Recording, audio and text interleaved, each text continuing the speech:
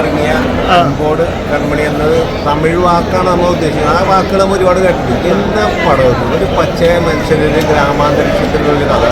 എന്തൊരു അർജുനേശ്വരൻ്റെ ഒക്കെ അഭിനയം സൂപ്പർ. നമ്മളൊരു സാധാരണക്കാരുടെ ഒരു സിനിമ, ഒരുപാട് ഇമോഷൻ സീനുണ്ട്, ഒരുപാട് നമുക്ക് ഒരു മനസ്സിലൊരു ചെറിയൊരു കണ്ണീര് സീൻ ഒരുപാടുണ്ട്.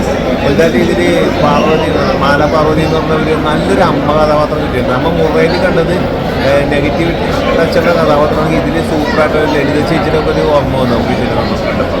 ഇത് അർജുനേശ്വരൻ്റെ കൂട്ടുകാരായിട്ട് അഭിനയിക്കുന്നത് സൂപ്പറായിട്ടുണ്ട്.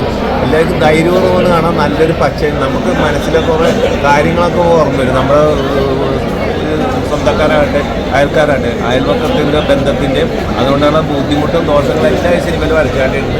എന്തായാലും ലിജോ തോമസ് എന്ന ഡയറക്ടർ സൂപ്പർ ഒരു സമ്മാനമാണ് മലയാളികൾക്ക് തന്നത്. നല്ല സിനിമ അൻപോട് അൻപോട് കൺമണി മൂവി എങ്ങനെ ഉണ്ടായിരുന്നു? നല്ല മൂവിയാണ്. ഫാമിലി ഓറിയൻറ്റഡ് സബ്ജക്റ്റാണ്. അധികം ആരും പറയാത്തൊരു സബ്ജക്റ്റാണ്. ത്രെഡ് മീൻസ് ത്രോട്ട് തന്നെ ഓരോ പാറ്റേണിൽ പിടിച്ചിട്ടുണ്ട്. മീൻസ് ബോറടിക്കാതെ തന്നെ പെട്ടെന്ന് മുന്നോട്ട് പോകുന്നുണ്ട്. അർജുനാണെങ്കിലും അനക്കയാണെങ്കിലും മാലപ്പാറ ചേച്ചി നല്ല പെർഫോമൻസ് ആയിരുന്നു. ഒരു ഫാമിലി മൂവി തന്നെയാണ്.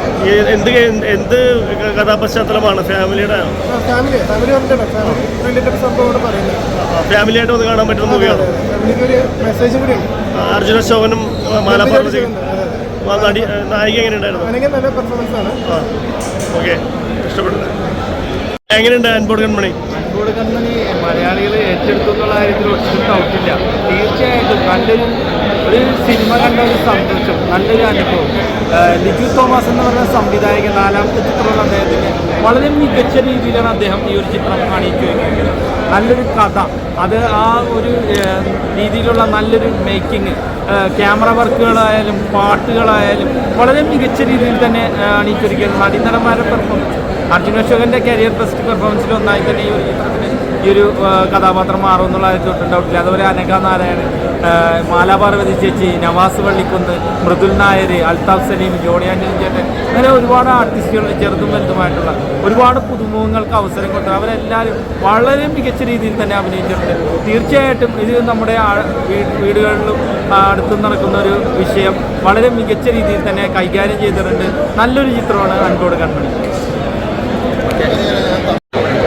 എല്ലാം കൊണ്ട് ഒരുപാട് നാൾ ശേഷം നമ്മൾ 80s 90s ഇപ്പോഴാണ് കുറേ വർഷങ്ങൾക്ക് ശേഷം നല്ലൊരു ഹാർട്ട് ടച്ച് മൂവിയാണ്. അങ്ങനെ മൂവീസ് ഈ പുതിയ ഉണ്ടാവാറുണ്ട്. എനിക്ക് ഇഷ്ടപ്പെടുവാണ്. കല്യാണം കഴിച്ചുകൊണ്ട് എല്ലാവർക്കും വളരെ റിലേറ്റ് ഈ പറഞ്ഞ തിയേറ്റർ മാത്രമല്ല ഓഫീസുള്ളത്. ഞാൻ അങ്ങനത്തെ ടോപ്പിക്കാണ്. എല്ലാം ഓടിച്ചിട്ട് ടാഗ് കൂടി ഈ ഡൊമിനിക്കൽ കമ്പനി ഭയങ്കര ഇഷ്ടമായിരുന്നു.